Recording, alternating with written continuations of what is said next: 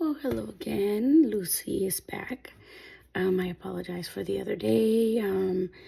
I stopped the video. I'm going to be making my testimony videos. I'm just going to be doing a little bit at a time, and then at the end, I'll be putting everything together. I apologize. My voice is a little hoarse today. My husband is asleep right now, and it is after midnight, so I'm lowering my voice, but for that reason. And then also like different hairstyle. I was tired of watching. I saw the video and I kept on doing this and this. I had some little hairs right here that kept on poking my eye. You couldn't really see it on the camera, but it was so annoying. So yeah, different style of hair today. And anyways, I believe we left out where I had told my mom what was going on.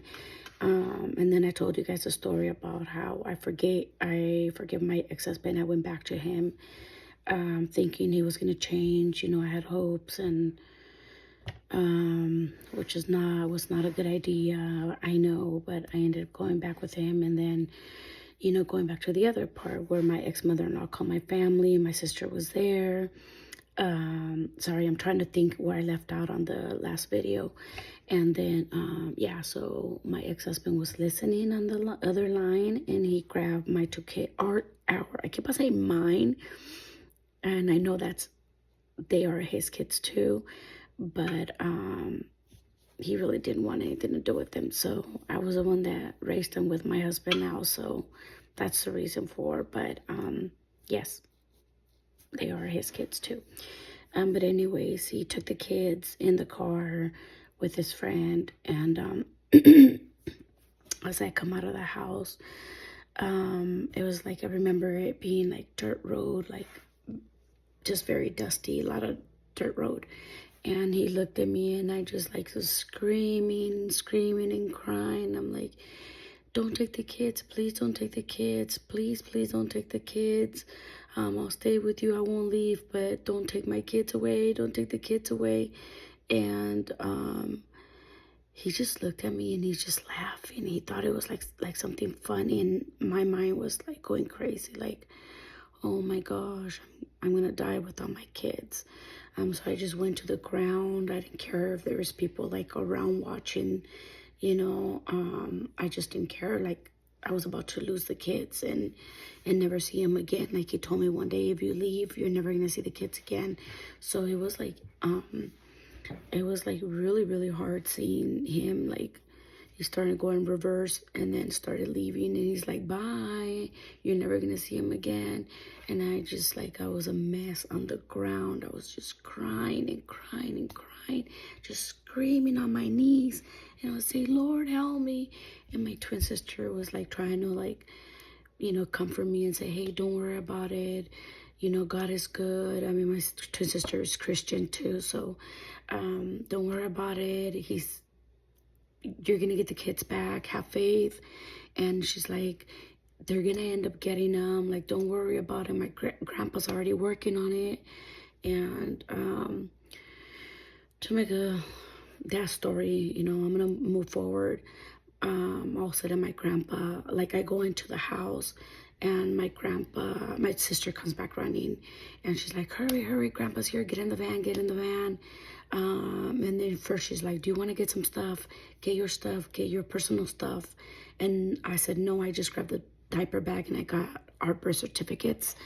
And she's like, it's your chance, go and get everything. The police has them down there, so you have all the time in the world, like, to get all your stuff, anything personal you need. At that time, like, do you really think I wanted any material stuff? Like, no, I didn't want no material stuff.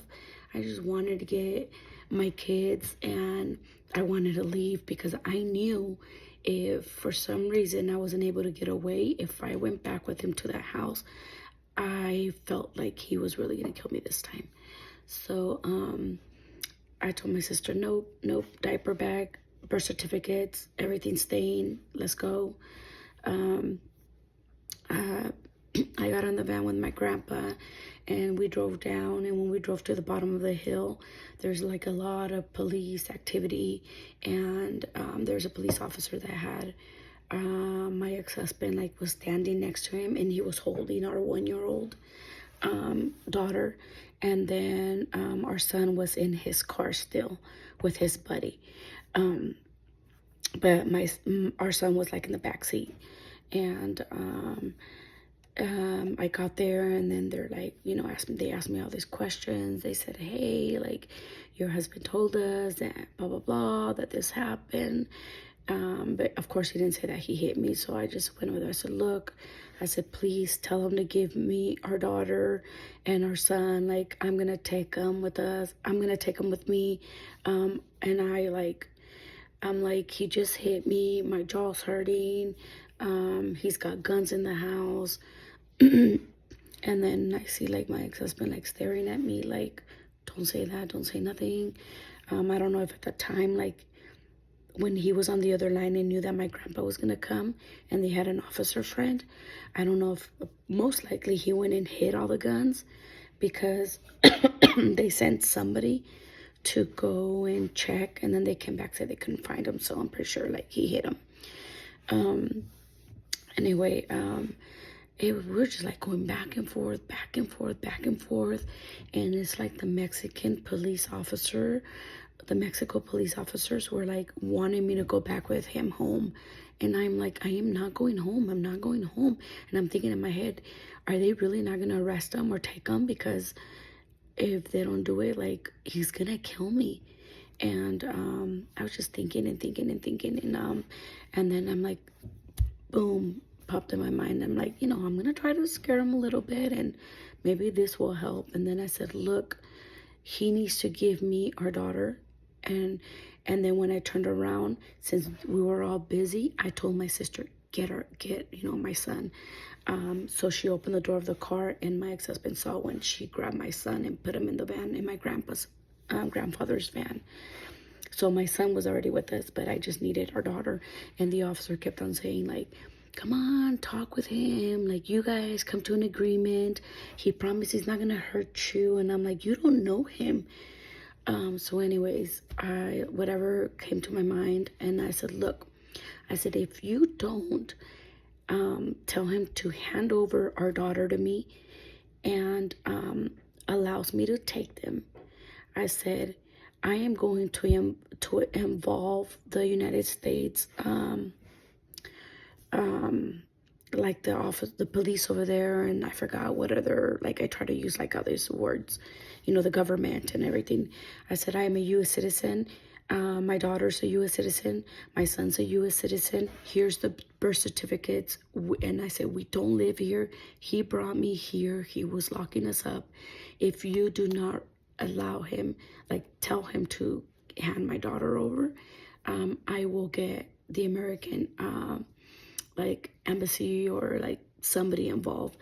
And his eyes just got really big, and he's like, all right, buddy. He was like telling him, like, give her your daughter, and just tell her whatever you need to tell her. And then he was like, hey, like, come on, like, we're gonna go home, like, come on, let's go home, don't worry, I'm not gonna do nothing to you, I promise you, blah blah blah. At that point, obviously I didn't love him. I was really scared of him. I didn't care about him. And I knew for a fact that if I went home, he was gonna kill me. He was.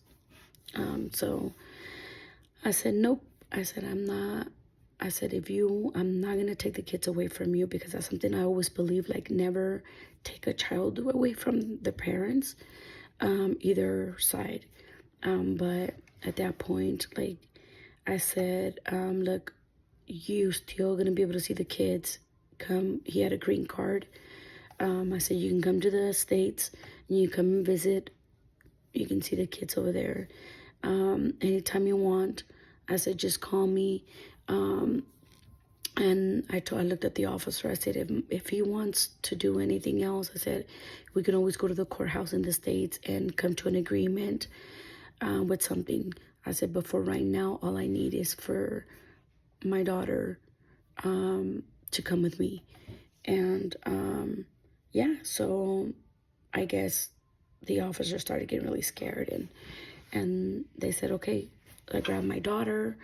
I grabbed her. I gave her to my sister, and then the officer tells me, okay, so because of what he did to you, do you want him arrested or do you want us to like hold him with, like, for him to stay with us until you're like gone? And yes, I am just like, I feel at the moment like if I made things worse, like what if he came to the States? And I was always really afraid that he was going to come after my family. And since he was able to go to the States and he was very violent, and I would believe he would have killed me, like, or any of my relatives, my sister, my mom, my dad, anybody. I was really, really scared, and I thought in my mind, like, I need to be like, I need to be careful what I'm doing. I already got our daughter. I already got our son. I said, look, I told the officer. And then my ex-husband whispered, he goes, you're going to let him take me. You're going to let him take me and arrest me. And I just looked at him and I told the officer, don't arrest him. He's like, you don't want him arrested? I said, no. I said, but hold him here until we are gone. And not like gone just like right now. I'm like gone like till we're like at the border. So you guys are gonna have to like hold on to him for quite a bit. And they said yes. And then he just looked at me. I turned around and got in the van. And my grandpa, I remember my grandpa getting me in trouble and saying, why did you not get him arrested? If he would have got arrested, you would have been able to like be more comfortable, because he probably would have stayed in jail for longer. You would have been able to go to your house or to my little vacation home and grab your stuff. And I just said, look, Grandpa, I don't want anything. I have the kids, which is the most important thing, and I am here. And I was just very grateful that I was able to get out of the situation. And first thing that came to my mind when I was in the van and I was just crying and crying, I was just thinking, this is what you were talking about, Lord.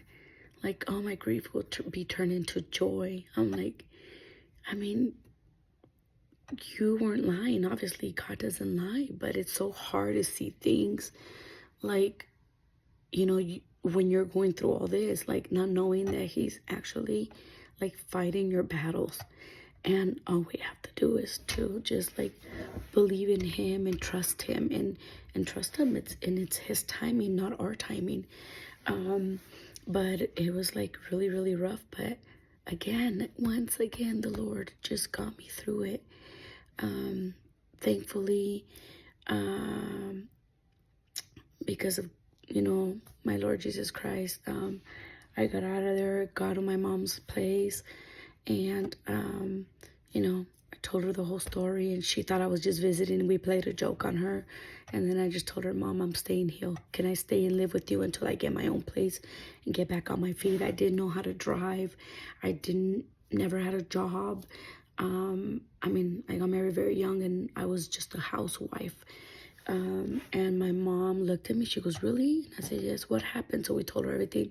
My poor mom was just like crying. She was hugging me. She was very happy. And I said, but Mom, I'm really afraid. I'm really, really afraid he's going to come after like one of you guys or me. If I live at your house, I'm like putting you at risk. And she's like, no, you're staying here. If we have to call the police, if he comes around, we'll call, and we'll have to do this. Like, if he wants to come and see the kids, like, he can see the kids, but we'll have it with like supervision.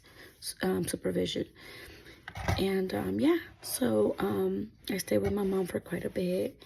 I remember he called like the first week or the second week. He called and checked up, wanted to talk to the kids. Well, he really couldn't talk to our daughter because she wasn't really talking. She was really small. She was just like a year old. Sorry about that. And yeah, so anyway, it was just like so hard because I'm sorry, my mind just went blank because I wasn't sure if I also told you guys, like, when he hit me. Maybe I did, but I can't remember since I have to go back to the video. If I repeat the same thing, I apologize. But around the time that, you know, that he hit me and everything, also, like, there was a time, like, I think it was about that same time that I was going to leave him, that I left him. I was doing, like, laundry and folding clothes, and at that time, mind you, I I just didn't, him and I were just like, you could feel the tension with us.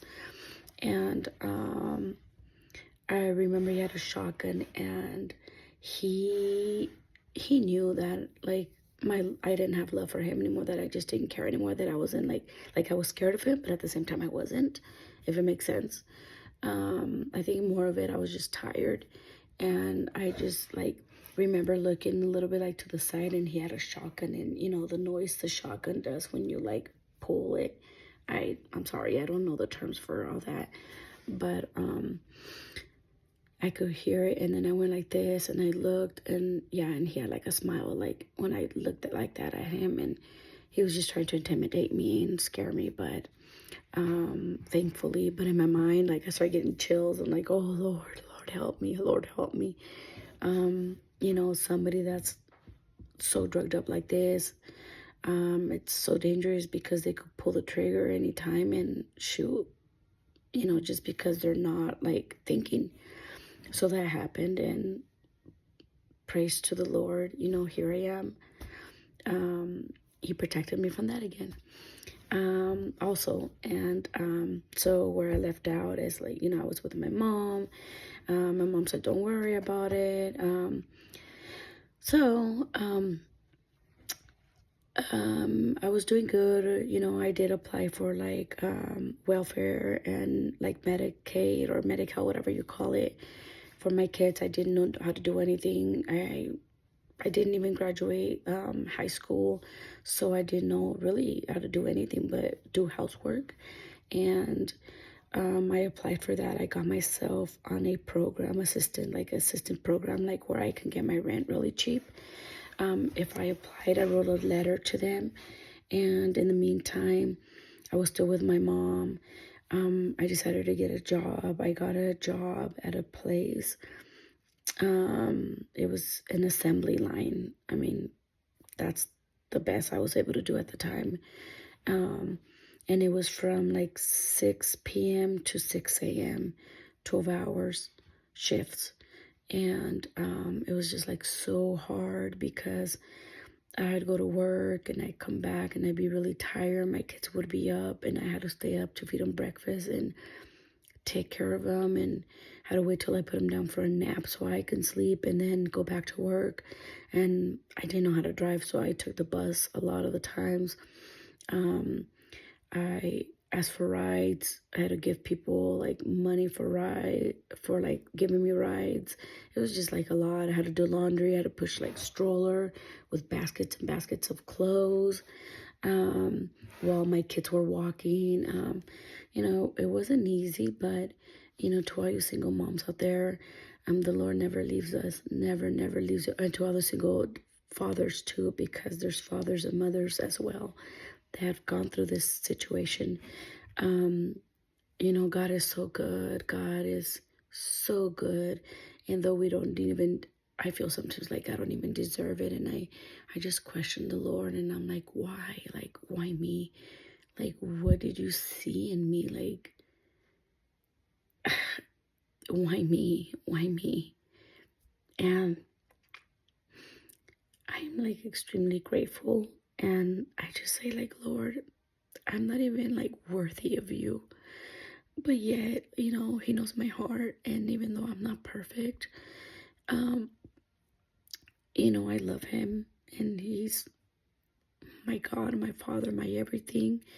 And he never left me. So, and even after everything I went through, and after I was able to get out of that situation, I went back to church, back and forth. But then for some reason, like, I just stopped going. And I fell into like a deep depression again. I was just feeling lonely. It was just like so hard. My twin sister and my older sister, we all decided to, like, one day we were talking about like going back to school.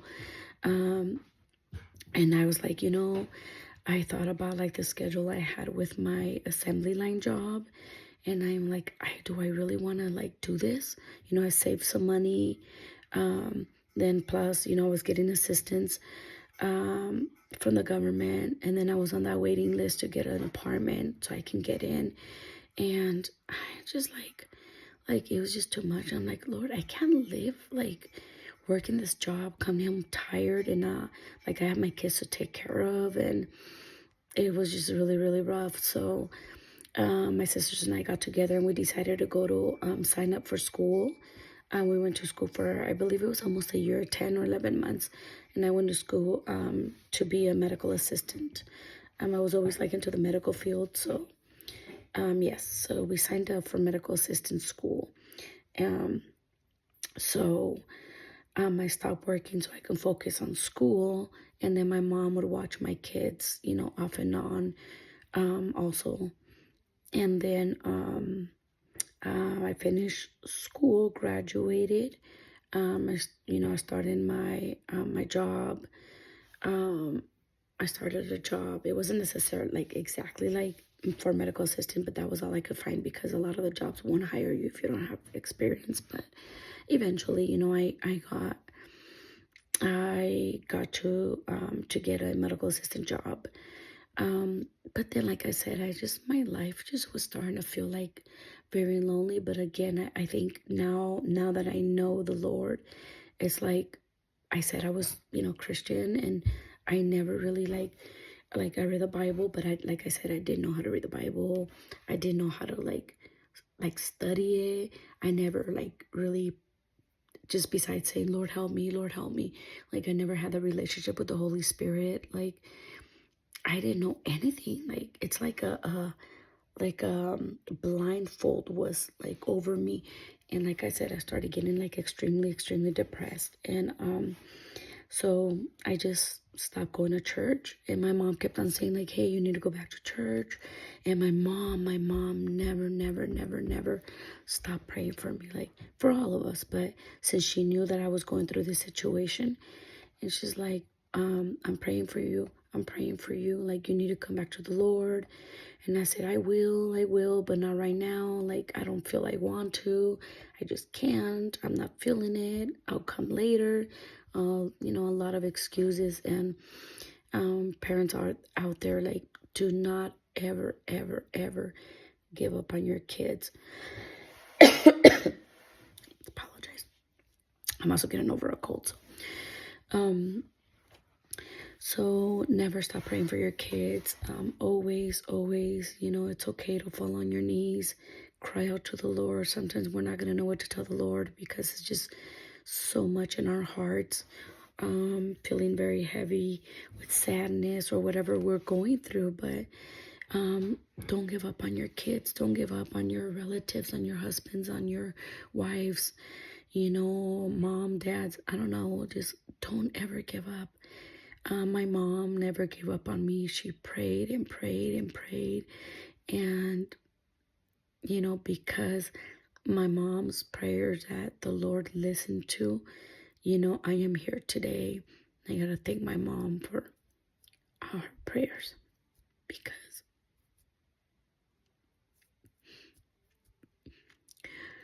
a mother's prayer, father's prayer, the Lord never ignores. Never. So, like I said, I went in and said, yeah, I'll go later. So I started drinking. I started like partying, going out with friends. And I was just feeling like very empty. Like I was just worthless. Like there was no purpose in my life for me, even though the Lord had got me out of all these other situations, you know, it's just one of those things. And, one day I remember we went partying with my aunt and my cousins, and we went clubbing, and I remember like still being kind of like, had some like alcohol on me, obviously, and I was just like so having so much fun. I was like so happy, like it was so fun. And then once at that time I had already moved in with my twin sister. I was she was letting me stay in one of her other, like her second bedroom this way. You know, when I got my apartment, I was going to move out, and she was helping me, like, go through everything too, with being there for, for me with support. And and I remember we got back, she went to sleep, I went to my room, and at that time I had left the kids with my mom because, I went out and partied, and not knowing that my mom's praying for me all along. And so I went into the bedroom, and it was probably like 3 in the morning, 4 maybe, I don't know. We got home pretty late, and I was already, kind of sober. And I remember just looking around like the whole room, and I'm like, wow, I was just so happy.